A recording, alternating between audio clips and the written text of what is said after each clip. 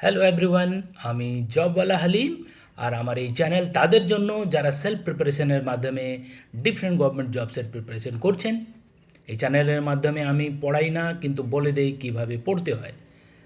আগামী school service commission group C পরীক্ষার আর্থমেটিকের আরেকটা প্রশ্ন নিয়ে ডিসকাশন।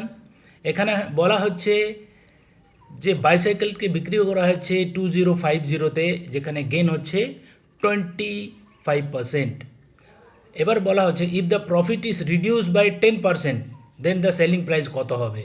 তাহলে এখানে এটা ক্লিয়ার যে 125% ইজ ইকুয়াল টু 2050। তাহলে সেটাকে 110% বের করলেই অ্যান্সার। মানে পার্সেন্টেজের কনসেপ্ট ক্লিয়ার থাকলে এইভাবে আমরা অঙ্কগুলো ইজিলি করতে পারি। রেগুলার আপডেটের জন্য আমার চ্যানেলটাকে সাবস্ক্রাইব করে